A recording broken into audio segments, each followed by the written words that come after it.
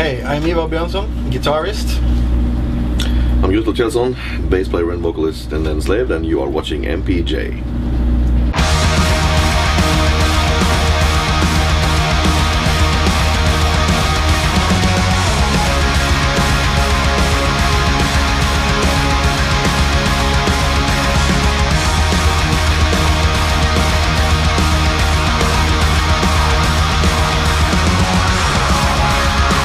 We've just released our 11th album now, called Axioma Ethica Odini.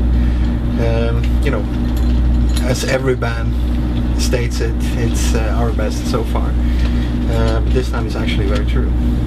And we're getting a lot of positive feedback, both from the fans and you know, critics.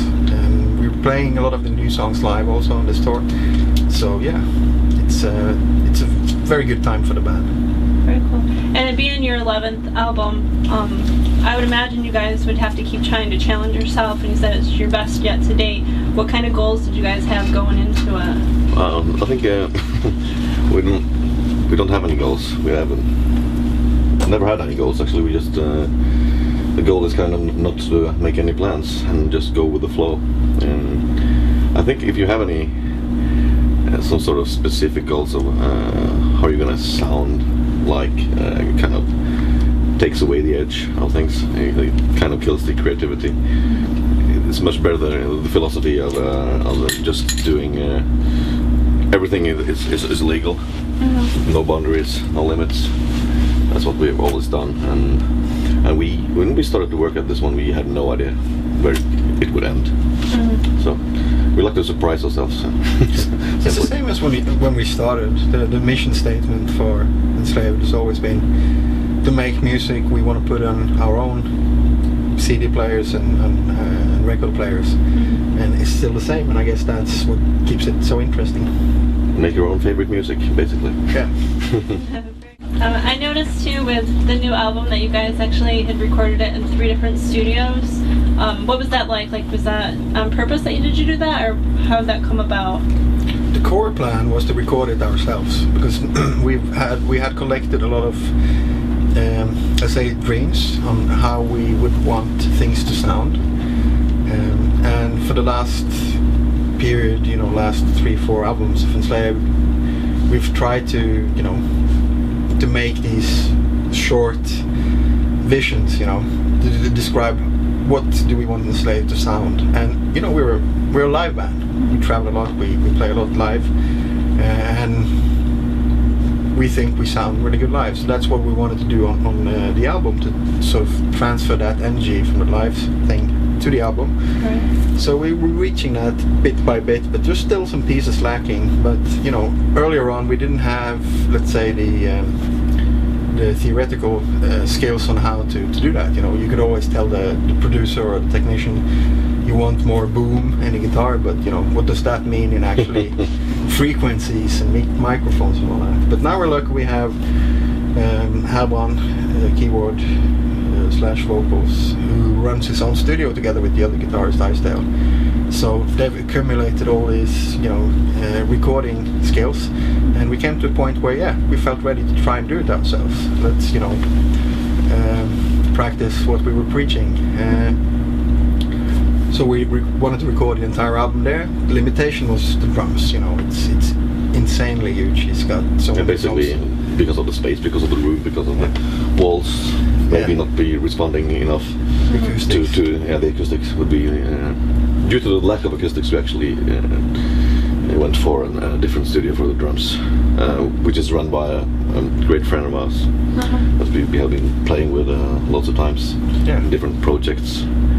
And he is probably the best, one of the best in Norway when it comes to drum acoustics and drum tuning and stuff like that. So, and we really wanted to work with Kato as a challenge too. Right. And he is a challenge, obviously. He's a drummer after all. He's a very good drummer. So they made a perfect team, and I think drums sound really amazing on this album. So it was one main studio, and then we went to these 2 others where the main studio had limitations. Yeah. Basically. Very cool. you guys had a fan video contest. Was that the first single too from the album? Yeah, was that? Can you guys tell us a little bit about that and how it came about? The vinyl came out really cool, but I imagine you guys got a lot of entries and there's a lot to go through, or overwhelming. Or? It was, I think it was 19 videos altogether. Yeah, 19 finished videos. Yeah. To be honest, not all of them were excellent, but there were 4 or 5 videos that really stand ahead of the others. Yeah. And the winning video was really one step ahead of the 3 or 4 other ones too. So it was a pretty easy decision. Yeah. It was sort of a crazy idea, you know, when it emerged, because we had done everything from, like, the first video we did on Isa, that was totally DIY. Me and him, you know, pushing the gasoline aggregate up the hills and stuff like that, laughing our asses off because we were like so clumsy doing that stuff and carrying everything up on the hillside and all that. And then we did taking bath in like freezing water and stuff like that. Yeah. Then we did a semi-pro thing on Rune, you know, working half and half with professionals, and then we did a completely professional thing with the Vertebrae, the Watcher video. And then we were like, you know, the same as the music, we don't want to do stuff over and over again, so what can we do? And then the idea came from our manager who had been watching some fan videos on YouTube made for other bands, and you know, they were really impressive in the sense that they were giving completely different sort of interpretations of the songs. Yeah.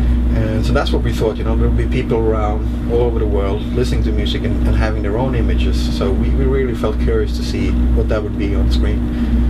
So we were really impressed with, you know, the amount of time, even with the videos that came out maybe a bit, you know, looking a little bit cheesy maybe, or, you know, perhaps, you know, a personal interpretation that went for us that we couldn't really, you know, understand what they were aiming at. It was still like really impressive to see that, you know, they would get friends to do characters in the video.